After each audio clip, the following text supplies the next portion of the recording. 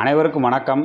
இப்போ பார்த்தீங்கன்னா தமிழ்நாட்டில் எஸ்ஐஆர் சிறப்பு திருத்த வாக்காளர் கணக்கெடுப்பு பணி இது நடந்துக்கிட்டு இருக்கு.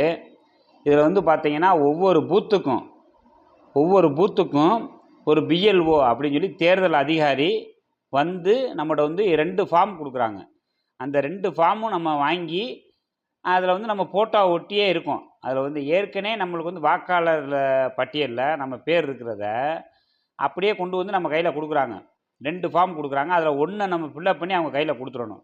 அதில் நம்ம வேணும்னா இப்போ ஒரு புதிய ஃபோட்டோ வேணால் ஒட்டிக்கலாம் அப்படின்னு சொல்லி கொடுக்குறாங்க. இப்போ நடந்துக்கிட்டு இருக்குது தமிழ்நாட்டில் அப்படின்னு பார்த்தீங்கன்னா, அந்த ஒவ்வொரு பூத்துக்கு வரக்கூடிய தேர்தல் அதிகாரி ஒரு இடத்துல உட்காந்துக்கிறாரு. இப்போ குறிப்பாக பார்த்தீங்கன்னா, ஒவ்வொரு வீடுகளுக்கும் போகணும். போய் அந்த வீட்டில் அந்த வாக்காளர் இருக்கிறாரா இல்லையா, இவர் வேற எங்கேயும் குடி போயிட்டாரா அப்படின்னு சொல்லி விசாரித்து அவர் கையில் அந்த ஃபார்மை கொடுக்கணும். அப்படி அவர் வேறு இடத்துக்கு மாற்றுறதாகி போயிட்டார்னா அங்கே அவர் இல்லை அப்படின்னு சொல்லி என்ன பண்ணிடணும், அந்த ஓட்டை கேன்சல் பண்ணிடணும். இதுதான் நடைமுறை. ஆனால் இப்போ ஒவ்வொரு பூத்துலேயும் அந்த பிஎல்ஓ அதிகாரி என்ன பண்ணுறாங்கன்னா, தேர்தல் அதிகாரி ஒரு இடத்துல உட்காந்துக்கிட்டு இந்த தெருவில் இப்போ குறிப்பாக ஒரு தெருவில் உட்காந்துக்கிட்டு நாங்கள் இந்த மாதிரி அதிகாரி வந்திருக்கோம்னு சொல்லி ஒரு 2 மக்கள்கிட்ட சொல்லி விட்றாங்க. உடனே எல்லா பேரும் மொத்தமாக நின்றுக்கிட்டு அவங்கள்ட்ட அந்த ஃபார்மை வாங்கிடுறாங்க. ஃபார்மை வாங்கிட்டு போய் கொடுத்துட்றாங்க. இப்போ உதாரணத்துக்கு ஒருத்தர் ஒரு பகுதியில் குடியிருக்கிறார், வாடகைக்கு குடியிருக்கிறார். அவர் காலி பண்ணி வேறு ஏரியாவுக்கு போயிடுறாரு. ஆனால் அவருடைய ஓட்டு இங்கே இருந்துச்சுன்னா இவங்க வாங்கி வச்சுக்கிறாங்க. அவங்க தெரிஞ்சவங்க உறவினர்கள் அப்படி வாங்கி வச்சுக்கிட்டு திருப்பி அவர்கிட்ட இந்த ஃபார்மை கொடுத்து ஃபில்லப் பண்ணி கொண்டு இவர் கையில் கொடுத்துருவோம் அப்படின்னு சொல்லி கொடுக்குறாங்க. அப்படி கொடுக்கும்பொழுது என்ன ஆகும் அப்படின்னு பார்த்தீங்கன்னா, அவருக்கு ஓட்டு இங்கே இருக்கும், ஆனால் அவர் வேறு இடத்துல குடியிருப்பார். இதனால் என்ன பிரச்சனை உருவாகும் அப்படின்னு கேட்டிங்கன்னா, இப்போ ஒரு பகுதியில் ஒரு பிரச்சனை இருக்கும், தொடர்ந்து அந்த பகுதியில் ஒரு பிரச்சனை இருக்கும், ஒரு சாக்கடை பிரச்சனை இருக்கும், ஒரு ரோடு சரி இருக்கிறாது, இப்படி பல பிரச்சனைகள் இருக்கும். ஒவ்வொரு பகுதியிலும் குடியிருக்கிற மக்களுக்கு ஒரு பிரச்சனை என்று சொன்னால் அந்த பிரச்சனையை சரி செய்தால் வரக்கூடிய தேர்தல்களில் மக்கள் ஓட்டு போடுவாங்க. அப்போ ஒரு பகுதியில் குடியிருக்கிறாத ஒருவருக்கு ஓட்டுரிமை அந்த இடத்துல இருந்துச்சுன்னா அந்த இடத்துல என்ன பிரச்சனை இருக்குது எதுவுமே தெரியாது. ஆனால் ஓட்டு போட மட்டும் வருவாங்க. குறிப்பாக பார்த்தீங்கன்னா எல்லா இடத்துலையுமே இந்த மாதிரியான நடைமுறைகள் இருக்குது. ஓட்டு ஒரு இடத்துல இருக்கும், அவங்களுக்கு வீடு ஒரு இடத்துல இருக்குது. இப்போ உதாரணத்துக்கு வாடகை குடியிருப்பார் ஒருத்தர், அவருக்கு ஓட்டு அந்த இடத்துல இருக்கும். அவர் என்ன பண்ணிடுவார், வேறு இடத்துக்கு மாறுதலாகி போகிறப்ப அங்கே ஓட்டு இருக்காது அவருக்கு. அங்கேருந்து இங்கே தேர்தல் டயத்தில் ஓட்டு போட்டு போயிடுவார். அப்போ ஒரு சில பேர் என்ன பண்ணுவாங்கன்னா, இங்கேயும் ஓட்டு இருக்கும், அவர் குடியிருக்கிற இடத்துல ஓட்டை போட்டிருப்பாங்க, ஓட்டு இருக்கும். அந்த மாதிரி நிறையா பேருக்கு 2 இடத்துல ஓட்டு இருக்கும். அந்த மாதிரி 2 இடத்துல ஓட்டு வாக்காளர் பட்டியலில் இருக்குது. அதே மாதிரி ஓட்டு ஒரு இடத்துலையும் வீடு ஒரு இடத்துல இருக்கிறாங்க. அதே மாதிரி இறந்தவர்கள் நிறையா பேர் இருக்கிறாங்க, அவங்களுக்கும் ஓட்டு இன்னும் நீக்கம் பண்ணாமல் இருக்குது. இப்போ இதையெல்லாம் சரி பண்ணுறதுக்கு சிறப்பு திருத்த இந்த மாதிரி தீவிர சிறப்பு திருத்த வாக்காளர் பட்டியலை கொடுத்து வாக்காளர் பட்டியல் வெளியிடுறதுக்கு கணக்கெடுப்பு பணி நடக்குது. இப்போ நம்ம என்ன சொல்ல வர்றோம் அப்படின்னா, நீங்கள் வீடு வீடாக ஒவ்வொரு வாக்காளரையும் சந்தித்து அவர் இருந்தால் அவருக்கு அங்கே கூட ஃபார்ம் கொடுக்கணும். அப்படி இல்லைன்னா அந்த ஓட்டை கேன்சல் பண்ணிடுங்க. அந்த வாக்காளர் வேறு இடத்துல குடியிருப்பார்ல, அப்போ அந்த ஏரியாவுக்கு போகிற பிஎல் ஓட்டை இவர் என்ன பண்ணணும்னா, நான் இந்த ஏரியாவுக்கு மாறுதலாகி வந்துட்டேன், எனக்கு புதிய ஃபார்ம் கொடுங்கன்னு சொல்லி புதிய ஃபார்ம் வாங்கி அந்த பகுதிக்கு அவர் மாறுவதற்கு அவருடைய வாக்கு செலுத்துவதற்கு அவர் அங்கே இருக்க வாக்காளர் பட்டியலில் சேர்ந்துட்டா நல்லாயிருக்கும். இதுதான் நம்முடைய கருத்து. எதுக்கு இதை சொல்ல வரோம்னா, அந்தந்த பகுதியில் இருக்கக்கூடிய பிரச்சனைகளை அந்தந்த வாக்காளர்கள் பார்த்து தேர்தலில் வாக்களிக்க வேண்டும். இது ஒன்று. அடுத்து பார்த்தீங்கன்னா, இப்போ ஒருத்தர் இறந்து போயிட்டார். அப்போ இறந்து போயிட்டா அவர் மதுரை மாநகராட்சி இறப்பு சர்டிஃபிகேட், ஒவ்வொரு இதில் மாநகராட்சி நகராட்சி இறப்பு சர்டிஃபிகேட்டு கொடுக்குறாங்க. அப்போ அந்த இறப்பு சான்றிதழ் கொடுக்கும் பொழுதே தேர்தல் ஆணையத்துக்கு ஒரு தகவல் சொல்லிடணும், இந்த வார்டில் இவர் இறந்து விட்டார், இவருடைய ஓட்டை நீங்கள் கேன்சல் பண்ணிடுங்க. அப்படி சொன்னால் அது கேன்சல் ஆயிரும். நிறையா பேருக்கு பார்த்தீங்கன்னா இறந்தவர்களுக்கு கேன்சலே பண்ணலை. இப்படி இருக்குது. இப்போ குறிப்பாக எனக்கு ஒரு சம்பவம் என்ன நடந்துச்சுன்னா, நான் குடியிருக்கிற வீட்டு என்னுடைய முகவரியில் எனக்கு வாக்கு இருக்குது, ஆனால் என்கிட்ட கொடுக்கல, வேற ஒருத்தவங்க வாங்கிட்டு எனக்கு கொடுக்குறாங்க. அப்போ ஒவ்வொரு குடியிருக்கிறவங்க ஒவ்வொருத்தவங்க வீட்டிலையும் அதிகாரி கொடுக்க மாட்றாங்க. இது என்ன போயிரும்னா பழைய நடைமுறையே வந்துடும். அப்போ ஓட்டு இல்லாதவங்களுக்கு பூராமே அந்தந்த முகவரியில் இருக்கிறவங்களுக்கு ஓட்டு இல்லாட்டினாலும் அவங்க ஓட்டு போடுற மாதிரி ரெடி பண்ணிடுவாங்க. இப்படி வந்துச்சுன்னா இந்த பழைய வாக்காளர்கள் வீடு மாறினவங்க இவங்கெல்லாம் கேன்சல் பண்ண முடியாத ஒரு சூழ்நிலை வருது. சரி, அப்போ வாடகை வீட்டில் குடியிருக்கிறவங்களுக்கு எவ்வளோ சிரமம் பாருங்கள். இப்போ வாடகைதாரராக இருக்கிறார் அவர் ஒரு வருஷம் 6 மாதத்துக்கு ஒரு வீடு மாறிட்டாருன்னு வைங்களேன், அவர் எவ்வளோ சிரமம் பாருங்கள். இப்போ நம்ம என்ன சொல்கிறோம், தேர்தல் ஆணையத்தை நிரந்தரமாக நிலையாக ஒரு இடத்துல குடியிருக்கிறவங்களுக்கு ஒரு வகையை பண்ணுங்கள்.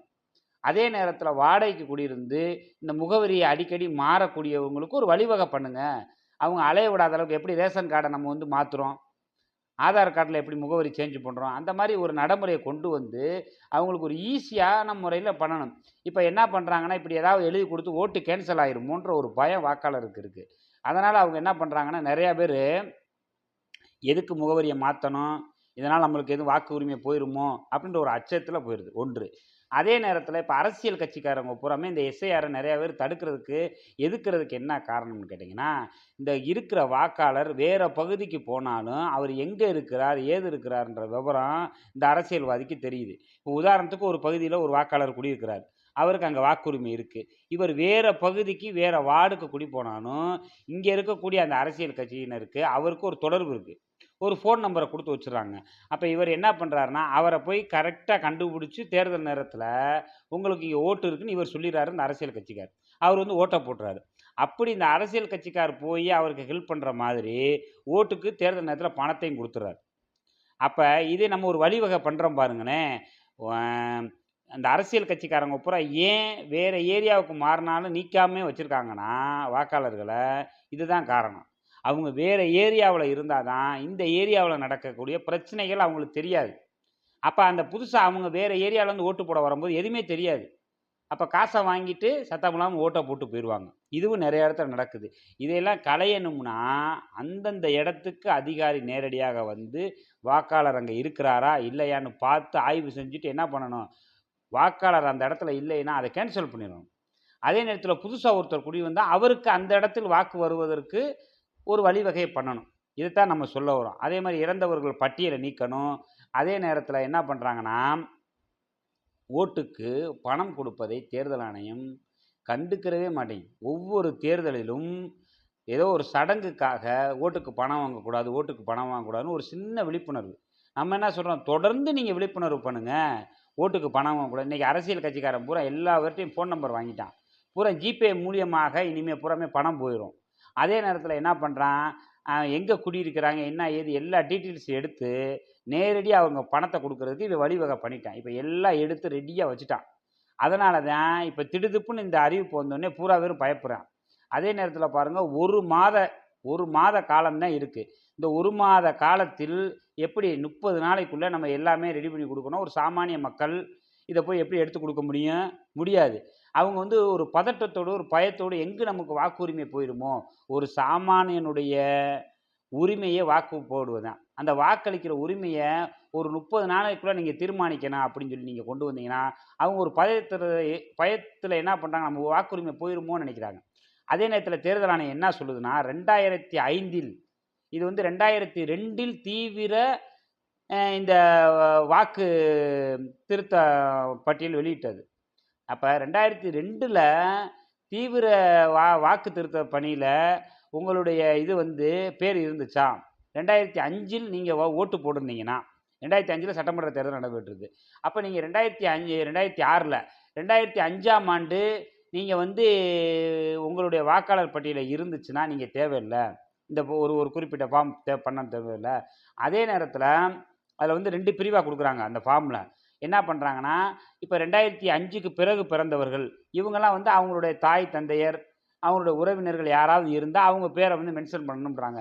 அப்போ அதை எப்படி தேடி கண்டுபிடிப்பது, அவங்க உறவினர்கள், அந்த மாதிரியான ஒரு சின்ன சிக்கல்லாம் இருக்குது இதில்.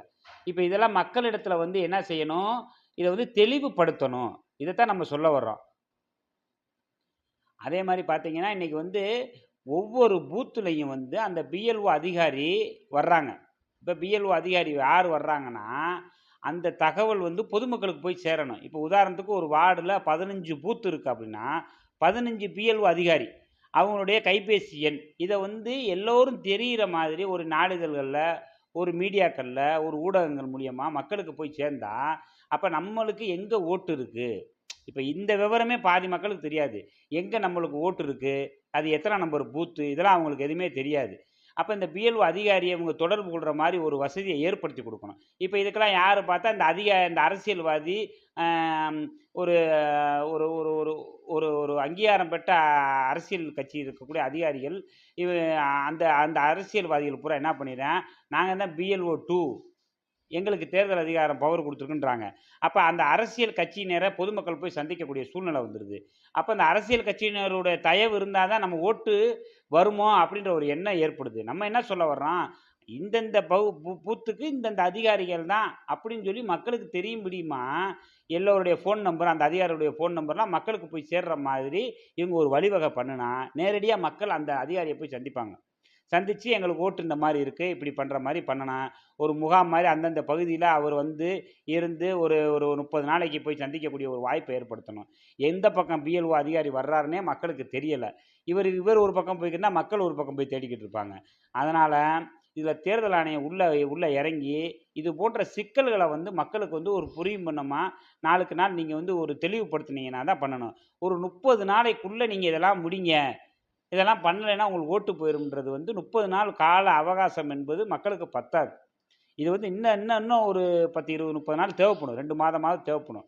இதை வந்து இவ்வளோ குறுகிய காலத்தில் அடுத்து தேர்தல் வரப்போகுது. இப்படி ஒரு குறுகிய காலத்தில் நீங்கள் வைக்கிறது மக்களுக்கு ஒரு அச்சத்தை ஏற்படுத்துது. அதனால் இந்த சிக்கல்களெல்லாம் தீர்க்கணும். தீர்த்திங்கன்னா தேர்தலில் வந்து கொஞ்சம் ஓரளவுக்கு நம்ம வந்து வாக்காளர்களை வந்து ஒரு கரெக்டான முறையில் நம்ம ஒரு ஃபில்டர் பண்ணி நம்ம எடுக்கலாம். இதுதான் மக்களுடைய கோரிக்கையாக இருக்குது. வாடகை வீட்டில் இருக்கக்கூடியவர்களுக்கு இது ஒரு பெரிய பிரச்சனையாக இருக்குது. சொந்த வீட்டில் இருக்கிறவனுக்கு பிரச்சனை இல்லை, அவன் அந்தந்த வீட்டில் இருப்பான், அவன்கிட்ட போய் நேரடியாக நீங்கள் பண்ணிக்கலாம். ஆனால் வாடகை வீட்டில் இருக்கிறவர்களுக்கு இந்த முகவரி மாற்றம் என்பது பெரிய ஒரு சிக்கலை ஏற்படுத்துது. இதெல்லாம் நீங்கள் கணக்கில் கொண்டு இவங்களுக்கு தனியாக ஒரு ஒரு வழிமுறை, ஒரு எளிய வழிமுறையில் தேர்தல் ஆணையம் இந்த கணக்கெடுப்பு பணியில் அவங்களுக்கு கொடுத்தா நல்லாயிருக்கும் என்பது எங்களுடைய கருத்து. அதே நேரத்தில் பாருங்கள், அந்த அரசியல் கட்சியினர் உள்ள தலையீடு இல்லாத அளவுக்கு இருக்கணும். இவங்க வந்து அங்கீகரிக்கப்பட்ட அரசியல் கட்சியினுடைய இப்போ பூத் ஏஜென்ட்டு, இவங்க வேலை பார்க்கலாம், இவங்க மக்களுக்கு ஹெல்ப் பண்ணலாம்னு சொல்லிட்டு இவன் கட்சியை மக்களிடம் கொண்டு போகிறதுக்காக தான் வேலை பார்ப்பேன். பணத்தை எப்படி தேர்தல் காலத்தில் கொண்டுட்டு போகிறது, இதைத்தான் வேலை பார்ப்பேன். அதனால் இந்த அரசியல் கட்சியினர் தலையீடு இல்லாமல் கூடுதலாக அதிகாரி நியமிக்கணும். இப்போ ஒரு ஆளாக போட்டிருக்கீங்க, ஒரு பூத்தில் 15,000 14,000 ஓட்டு இருக்குது. ஒருத்தர் போய் எப்படி இவர் 30 நாளில் ஃபார்ம் கொடுப்பாரு? அப்போ கூடுதலாக ஆளுக போடணும். அந்த படிவத்தை நிரப்புவதற்கு அவங்களுக்கு வழிவகை சொல்லணும். நிறைய குறைபாடு இருக்குது. இதெல்லாம் மக்களுக்கு வந்து புரியும்படியாக நீங்கள் வந்து கொஞ்சம் உதவி பண்ணால் தேர்தல் ஆணையம் நல்லாயிருக்கும் என்பது எங்களுடைய கருத்து. இன்றைக்கி நம்ம மதுரை மாவட்ட ஆட்சியர் அலுவலகத்தில் குறைதீர்க்கும் முகாமில் நாங்கள் வந்து இதெல்லாம் ஒரு முன்னிட்டு இந்த டபுள் என்ட்ரி, இறந்தவர்கள் பட்டியல் நீக்குவது, அதே மாதிரி வாடகை வீட்டில் குடியிருக்கிறவர்களோட பிரச்சனை, இதெல்லாம் முன்னிட்டு இந்த ஓட்டுக்கு பணம் கொடுப்பது, இதெல்லாம் வச்சு ஒரு மனுவாக கொடுத்துருக்கோம். விரைவில் ஒரு நல்ல ஒரு சமுதாயத்தை உருவாக்கணும், நல்ல வாக்காளரை உருவாக்கணும்னா தேர்தல் ஆணையம் பல்வேறு வழிமுறைகளை வந்து எளிதாக்கணும். அப்போ பண்ணினோம்னா நம்ம வந்து இதில் கண்டிப்பான முறையில் பண்ணால் பொதுமக்கள் ஒத்துழைப்பு கொடுங்க. நீங்கள் நம்மளுடைய அதிகாரத்துக்கு வந்து நம்ம வந்து அரசியல்வாதிகளை உட்கார வைக்கிறோம். அப்போ அந்த அதிகாரிகள் சரியான ஒரு அதிகாரத்துக்கு அரசியல்வாதியை கொண்டு போகணும்னா நம்மளும் வந்து நல்ல முறையில் ஒரு வாக்கு செலுத்துவதற்கு தயாராக இருக்கணும். அப்போ நம்ம ஓட்டை நம்ம தான் பாதுகாப்பு பண்ணணும். அப்போ அவங்க சொல்லக்கூடிய இடத்துல போய் கவனமாக அவங்க என்னென்ன கேட்குறாங்களோ ஆவணங்களை கொடுத்து இந்த வாக்காளர் பட்டியலில் உங்களுடைய பெயர் இடம்பெறுவதற்கு நீங்களும் கொஞ்சம் ஒத்துழைப்பு பண்ணுனா இந்த எஸ்ஐஆர் தீவிர திருத்த வாக்காளர் பட்டியல், நம்ம வாக்காளர் கணக்கெடுப்பு நம்ம சிறப்பாக நடைபெறும். இதில் பொதுமக்களாகிய வாக்காளர்களும் இந்த அதிகாரிகளும் இந்த அரசியல்வாதிகள் அனைவரும் இணைந்து நம்ம பண்ணினோம்னா கண்டிப்பான முறையில் ஒரு நல்ல ஒரு வாக்காளர், ஒரு சரியான வாக்காளர் பட்டியலை நம்ம வெளியிடுறதுக்கு உதவியாக இருக்கலாம். அதே நேரத்தில் இதில் நிறையா பேர் என்ன செய்கிறான், பயமுறுத்தி விடுறான். அந்த கட்சி வந்துருச்சு, இந்த கட்சி வந்துருச்சு, அவன் வந்துட்டான், இவன் வந்துட்டான், இவனை நீக்கிடுவான், அவனை நீக்கிடுவான் அப்படின்னு சொல்லி ஒரு பயத்தை, இது பயமெல்லாம் கிடையாது. நம்ம என்ன சொல்ல வர்றோம், ஒரு ஒழுங்குபடுத்துங்கன்னு சொல்ல வர்றோம். அப்போ இந்த படிக்காத பாமர மக்களுக்கு போய் புரியும்படி செல்வதற்கு ஒரு வழிவகையை நீங்கள் ஏற்படுத்துங்க. இதான் நம்முடைய நோக்கம். இதை வந்து தேர்தல் ஆணையம் கவனம் செலுத்தி பண்ணணும் என்பது நம்முடைய நோக்கம். நன்றி, வணக்கம். மதுரை சமூக ஆர்வலர் சங்கரபாண்டியன்.